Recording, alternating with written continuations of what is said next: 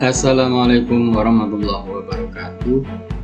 Berjumpa kembali adik-adik semuanya dengan kami Bimbel Marketing. Anda yang sedang mempelajari video kami ini semoga mendapatkan ilmu, setidaknya menambah ilmu yang sudah adik-adik atau kawan-kawan miliki terkait dengan simple present. Karena apa? Simple present itu tidak sesederhana yang orang pada umumnya pahami, hanya berkaitan dengan fungsinya untuk menyatakan fakta, untuk menyatakan kebenaran umum, dan sebagainya. Tetapi masih banyak fungsi-fungsi yang lain. Nah, pada video yang ketiga ini kami akan menjelaskan kaitannya simple present dengan 7 fungsinya. Ya, 7 fungsi present tense atau simple present dan contoh kalimat-kalimatnya. Simak untuk lembar berikutnya. Kawan-kawan semuanya, dalam simple present itu ada 7 fungsi yang harus dipahami. Tetapi sebelum saya menyampaikan lebih lanjut tentang fungsi, saya tetap ingin mengingatkan rumus simple present. Rumus simple present itu kalau nanti dia adalah kalimat verbal menggunakan verb 1.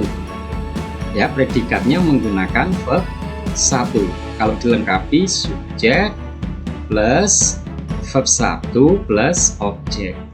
Tetapi kalau nanti rumusnya adalah non-verbal, rumusnya adalah subjek diikuti is atau am atau are. Ya, saya singkat is, am, are gitu saja, plus complement. Sekali lagi ini adalah is, am, are. Oke, nah kawan-kawan, kita mulai dari fungsi yang pertama dari tense simple present. Fungsi yang pertamanya adalah untuk menyatakan seberapa sering suatu kegiatan itu terjadi atau suatu kegiatan itu kita lakukan. Itu namanya adalah frekuensi, atau untuk menyatakan habitual action, disebutnya adalah kebiasaan dalam bahasa Indonesia. Nah, contoh kalimatnya adalah seperti ini. I always come on time. Saya selalu ini menunjukkan sebuah frekuensi. Kawan-kawan harus memahami itu. Di video yang pertama sudah saya kasih singkatan adverb of frequency. Adverb of frequency itu adalah saya singkat OSUSANI, yaitu often, seldom, usually, sometimes, always, never, sama every. Nah, ini untuk menyatakan seberapa sering sebuah kegiatan itu terjadi atau kita lakukan. Salah satu contohnya di sini adalah kata always. I always come on time. Sebagaimana fungsi simple present, yaitu untuk menyatakan sebuah kebiasaan yang berulang-ulang, Anda boleh mencantumkan ini sebagai penjelasnya nanti. Seberapa sering sih? Oh, saya selalu. Seperti itu ya. Oke, untuk fungsi yang berikutnya, fungsi yang kedua, kawan-kawan, untuk menyatakan sebuah kebenaran umum. Saya ingin mempertegas dulu yang namanya kebenaran umum itu maksudnya apa, Pak? Kebenaran umum itu kalau kita bicara orang seantero dunia ini sepakat, berarti itu namanya kebenaran umum. Ya, berarti apa yang kita sampaikan dan disepakati oleh khalayak pada umumnya, berarti itu nanti harus ditulis pakai simple present. Maka kawan-kawan, artikel-artikel ya, artikel-artikel sebuah penelitian atau jurnal-jurnal sebuah penelitian itu ditulisnya pakai simple present. Kenapa? Karena itu menyatakan kebenaran umum atau fakta hasil penelitian, itu pasti pakai simple present. Sebagai pengingat saja, soal-soal UTBK itu banyak menyangkut tentang hasil-hasil penelitian. Makanya nanti di situ ditulisnya pakai simple present. Gitu kawan-kawan ya. Oke, yang dimaksud kebenaran umum adalah seperti itu. Disepakati oleh semua pihak, atau untuk menyatakan fakta yang tidak bisa dibantah. Oke, biar lebih jelas kita munculkan contohnya. Nah, ini contohnya adalah matahari terbit dari timur dan terbenam di barat. Ada yang berani membantah? Tidak ada yang berani membantah. Sehingga kata kerja yang di sini jangan ditulis pakai verb 2. Kalau Anda tulis pakai verb 2, berarti kita ngomongnya, kita mengucapkannya sudah tidak lagi di dunia. Kita mungkin sudah ada di akhirat. Mungkin lagi nungguin giliran kita dihisap, kita ngobrolin tentang dunia yang sudah kita tinggalkan. Dulu itu matahari terbit dari timur ya. Saya yakin nggak sempat ngomongin gitu ya. Mungkin sudah ngomongin masalah memikirkan nanti saya nih menerima di tangan kanan atau di tangan kiri gitu saja mungkin ya, nggak sempat memikirkan dunia lagi. Nah, begitu juga ini jangan ditulis pakai verb 2. Salah, kalau Anda tulis pakai verb 2 berarti sudah tidak lagi. Gitu loh. Berarti matahari sudah tidak lagi terbit tidak terbit di barat. Ya, oke. Berarti Anda sudah tidak ada di dunia. Kita sudah tidak ada di dunia. Guyonannya seperti itu kawan-kawan. Jadi jangan sekali-kali memindahkan verb 1 ini menjadi verb 2. Sudah pindah dunia nanti kita jadinya ya. Jangan dulu ya. Please, mohon. Oke. Next, untuk yang berikutnya kawan-kawan, untuk membuat simple statement, yaitu pernyataan sederhana yang berlaku general, berlaku kapan saja, maupun tidak general. Maksudnya bagaimana Pak? Kita buatkan contoh saja biar lebih jelas. Nah, yang dimaksud berlaku secara general dan Anda harus menggunakan simple present ya. Anda harus menggunakan simple present atau present tense adalah untuk membuat pernyataan yang bersifat general. Contoh, our parents love us. Orang tua kami mencintai kami, atau orang tua kita mencintai kita. Bukankah itu berlaku general kapan saja? Ada enggak orang tua yang berbatas waktu cintanya kepada kita sebagai anak? Kan enggak ada. Ya, tidak ada cinta orang tua itu yang expired. Ya, mungkin anak yang kadang-kadang cintanya expired untuk memikirkan mencintai yang lain. Nah, kalau orang tua tidak berbatas, berlaku kapan saja, itu berarti Anda harus menggunakan verb 1 atau to be, is, am, are.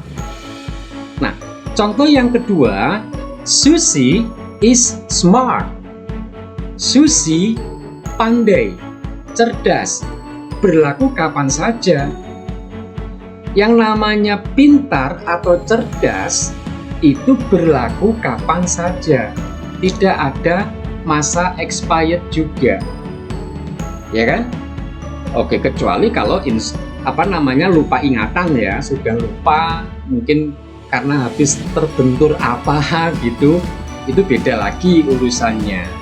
Oke kawan-kawan, ini yang berlaku general. Anda harus menggunakan simple present untuk menyatakan hal yang berlaku general.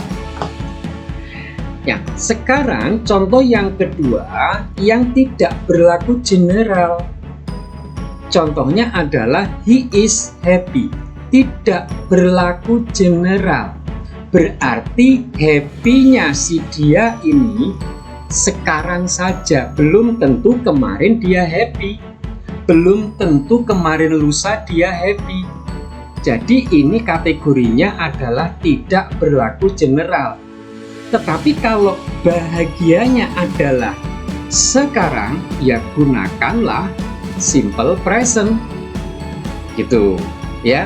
Jadi adik-adik semuanya, Anda harus bisa membedakan general sama tidak berlaku general.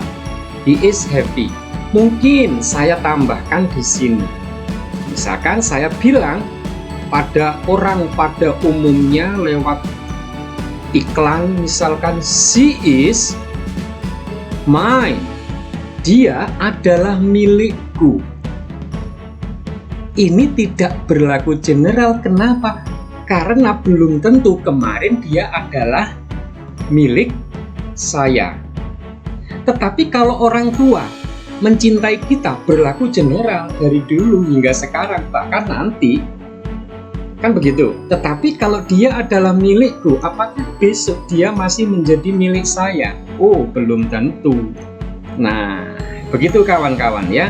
Jadi, simple present itu bisa digunakan untuk yang general atau bisa digunakan untuk tidak general. Tidak general itu berarti hanya berlaku sekarang saja. Kalau general itu dari dulu hingga sekarang, bahkan nanti. Begitu kawan-kawan, Anda sudah bisa membayangkan contoh-contoh yang mungkin Anda nanti gunakan. Apa ya? Ini general atau tidak general? Oke kawan-kawan, kita lanjutkan.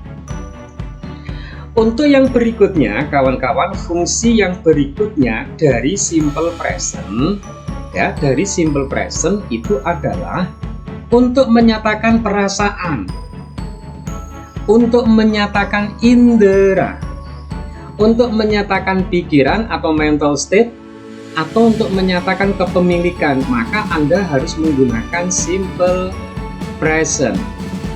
Oke, gunakanlah stative verb. Yang dimaksud stative verb itu apa, Pak?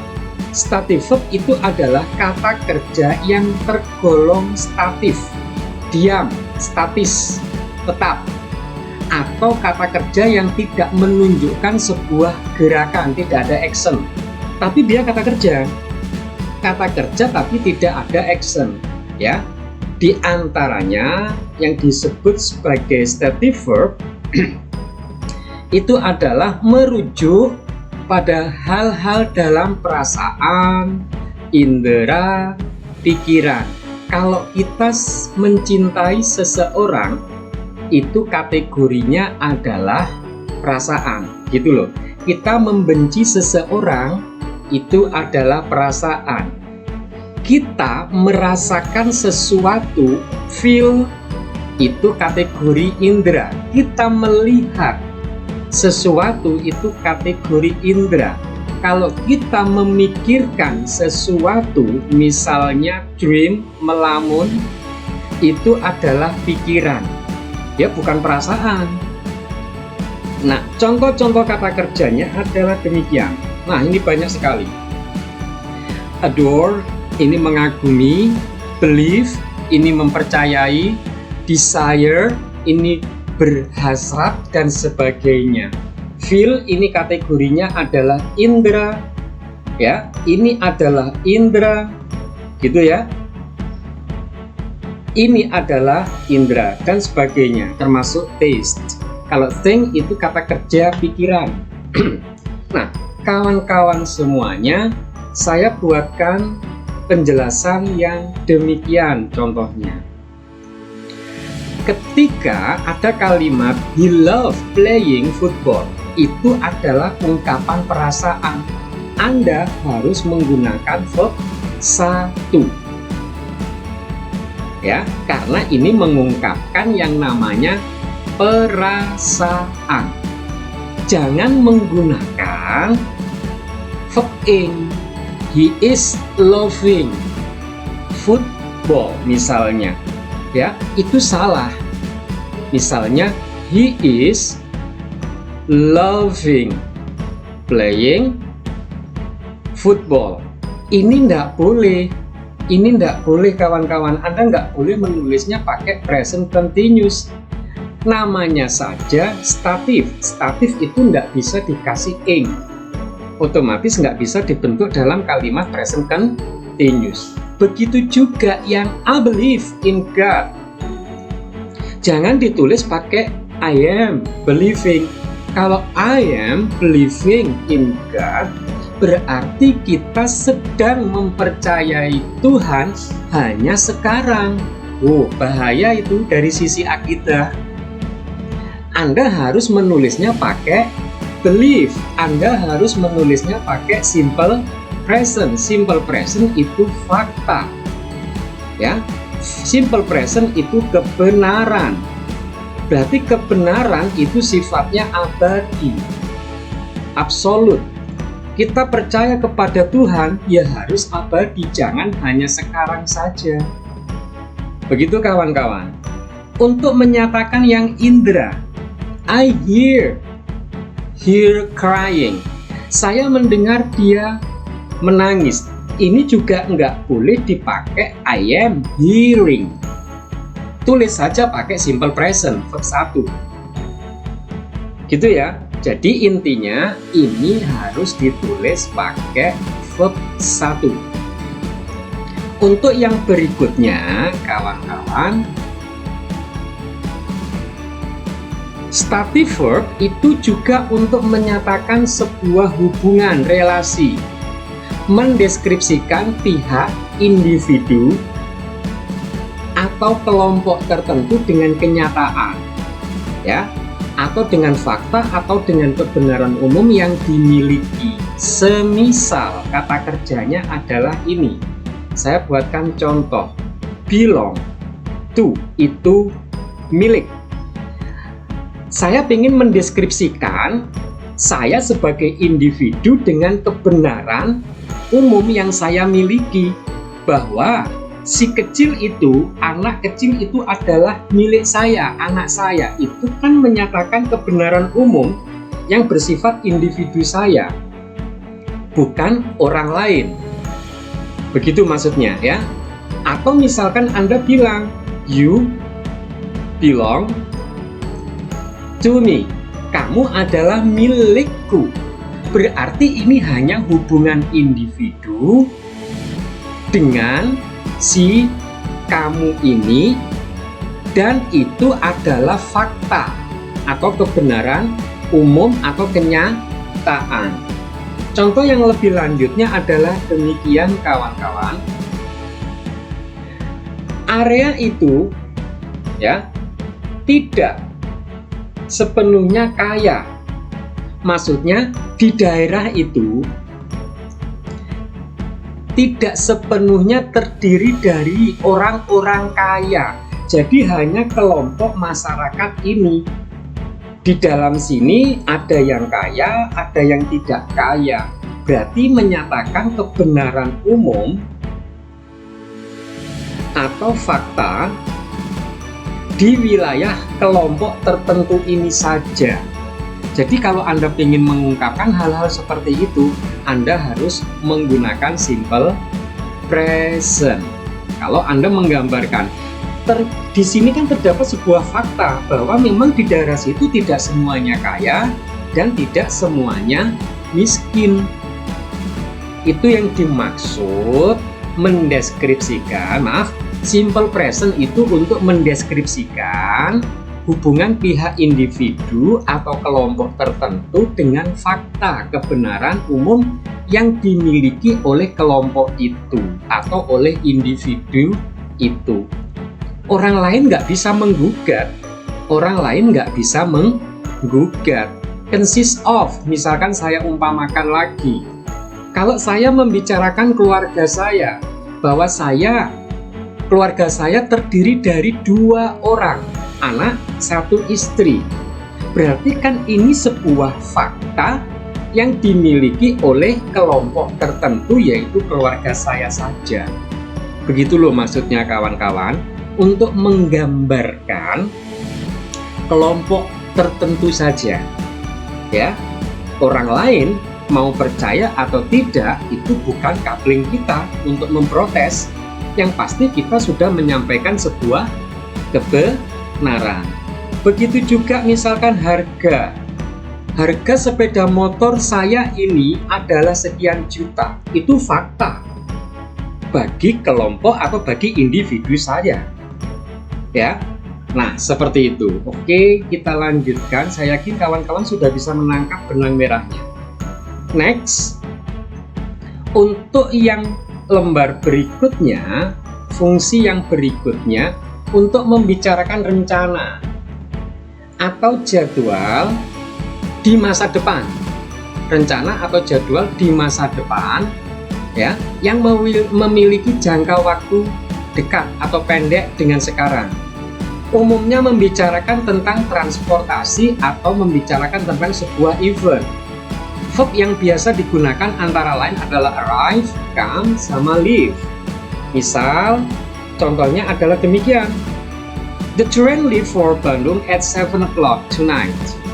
Kereta api berangkat ke Bandung pukul 7 nanti malam. Secara waktu dekat karena nanti malam, dan ini adalah sebuah jadwal. Karena sebuah jadwal yang sudah jelas, maka kita menggunakannya simple present begitu. Atau the class start at 4 p.m. Kelas mulai, kelas dimulai pada pukul 4. Ini adalah kaitannya juga dengan jadwal atau rencana. Ini bersifat singkat karena jangka waktunya tidak lama lagi. Oke, untuk yang berikutnya kawan-kawan, simple present digunakan untuk memberikan instruksi atau serial aksi. Contoh adalah, nah seperti ini, kamu telepon aku ketika kamu siap untuk pergi sekolah, kemudian jemput aku. Ini adalah sebuah instruksi. Atau sebuah serial gimana Pak contohnya? Ya yang kedua ini. You tie it tightly. Kamu ikat benda ini dengan kuat dan kemudian simpan. Nah, ini serial aksi namanya. Anda harus menggunakan simple present. Anda nggak boleh menggunakan verb 2, gitu loh maksudnya ya. Anda nggak boleh menggunakan verb 2, Anda harus menggunakan verb 1. Oke, next, yang terakhir kawan-kawan, yang terakhir adalah, nah ini nanti kalau Anda sudah kenal yang namanya teori conditional sentence. Simple present itu digunakan untuk conditional sentence tipe 1. Nah, yang dimaksud simple present adalah yang di sini. Nah, ini simple presentnya. Ya, ada subjek plus verb 1. Ini ada di teori conditional tipe 1. Jadi itu fungsi-fungsi dari simple present. Boleh nanti Anda ulang-ulang melihat video ini biar sampai nanti lebih paham. Gitu kawan-kawan ya. Oke, nah ini contohnya adalah I will send you my novel if you ask it. Jika kamu meminta. Nah, ini ada subjek plus verb 1. Anda nggak boleh di sini menggunakan verb 2. Anda nggak boleh di sini menggunakan verb 2. Itu salah ya, karena ini tipe 1. Ini nanti ada juga videonya khususon terkait dengan conditional sentence. kawan-kawan semuanya, itu video pembelajaran dari kami Bimbel Math yang akan menjadi milik Anda. Terima kasih, nantikan model-model soal simple present di video yang berikutnya, adalah video yang keempat. Terima kasih, semoga bermanfaat. Mohon maaf saya akhiri. Wassalamualaikum warahmatullahi wabarakatuh.